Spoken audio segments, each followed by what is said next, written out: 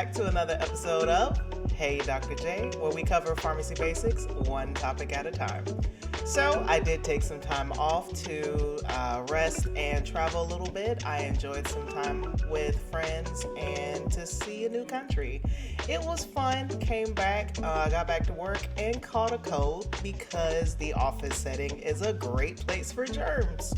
Who knew? And that's why my voice probably sounds a little bit deeper, but let's ignore that for now. So yeah, caught a cold and I figured it was a good time to talk about over-the-counter products. What's good for a cold? What can you take? So we are going to diagnose what do I have right now. My main complaint is sore throat. It actually sucks to talk. Now once I actually start talking, it's not so bad. It's the whole starting and stopping because it's kind of like this bleh in the back of my throat. And so it's not a bunch of phlegm. It's a bit of a tickle. I'm not running a fever. I took a COVID test. It's negative, so I don't have COVID. I will repeat it because when you don't have symptoms, you do want to test it a couple of times to make sure that it doesn't come up later. But yeah, no fever, no phlegm, nothing's coming up. So even if I was to go to a doctor, they would tell me to treat it with something over the counter.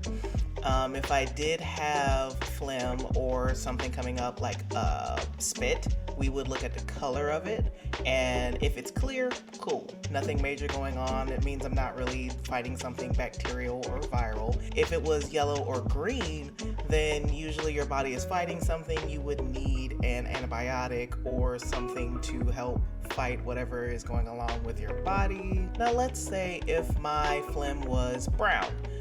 If you're a smoker, that could be a possibility. If you're not a smoker and your phlegm is coming up brown, that's a problem. You need to get checked out. Please go to the ER. That is not a joke. Thank you so much. So yeah, nasal cavity, like my throat is sore. The back of my nasal cavity is kind of like bleh. So I can kind of feel it going down into my chest. Slight cough, but again, nothing is coming up. So over the counter. Options would be kind of like a cold and flu combo. You have lozenges and spray to help kind of like with the pain to numb it. So I actually have a spray that I use.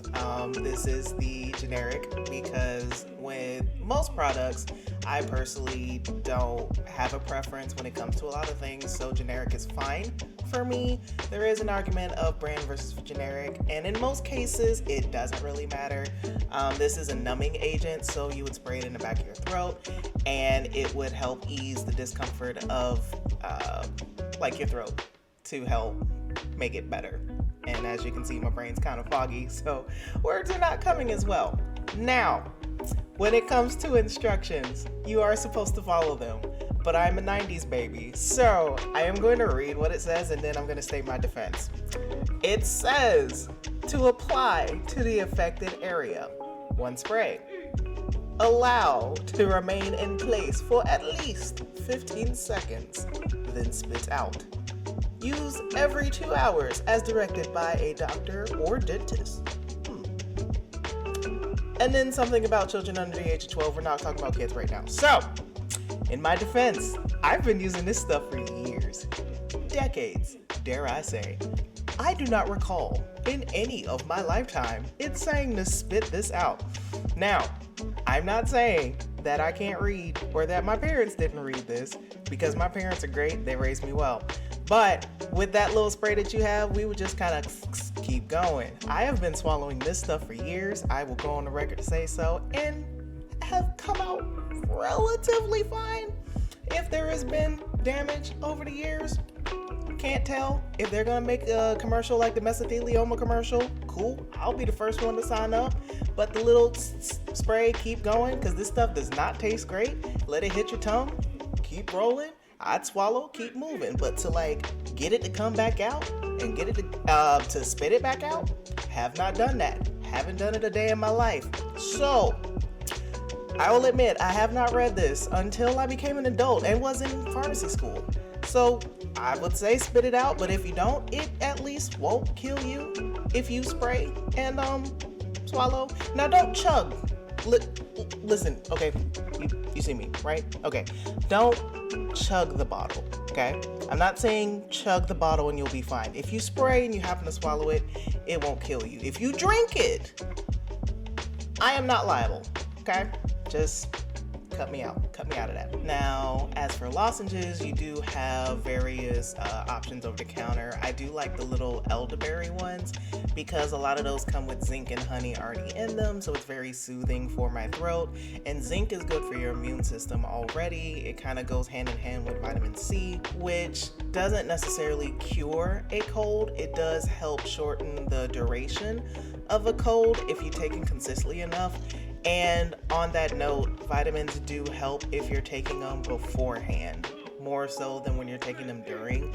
It can, but it's not guaranteed. So take your vitamins, be a great adult, so on and so forth. So let's talk about your cold and flu combos that are over your counter. A lot of it is the same when you're breaking it down to what the medications are. So you have a day and night combination. Most of the time it has dextromethorphan, which is for your cough, phenylephrine, which is for congestion, acetaminophen, which is Tylenol and can be for pain and inflammation. That's typically your day part. The night part usually has the same thing plus something to help you sleep, like Benadryl, which is diphenhydramine, or doxylamine, which is a sleep pill. And that is most of your cold and flu combos in some form or fashion. So at the end of the day, it boils down to color preference, brand preference, and price. It kind of just depends on how you're feeling. Me, I like the Alka-Seltzer combo. The generic works fine for me as well. I just keep the little pills. I actually have some right here. These stay in my purse and I pop them when I need to, following the instructions. I do follow the instructions for these, okay? I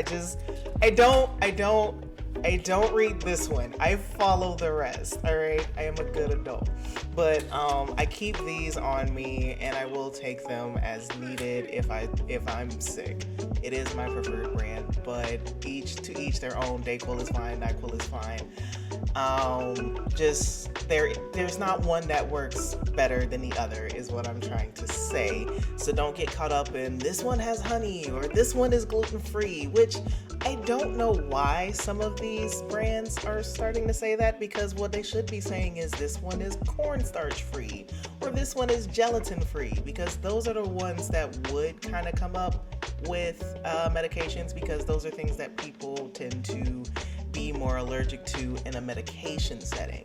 Now, if it's a food setting, then gluten would come up, but there are medications that would have cornstarch in it, and if you have a corn allergy, then you would need to find a corn-free alternative. And they are out there, but it is a little tricky to find, and I would suggest Googling how to find them and if you need to order them through Amazon.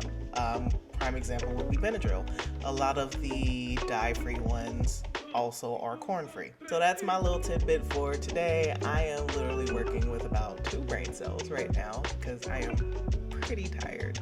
So I hope you all are doing well. I am going to sleep and hope, because sleep is actually good for sickness too. It gives your body a chance to regenerate. So I will catch you guys later. Stay safe as usual, and thanks for tuning in. Till next time.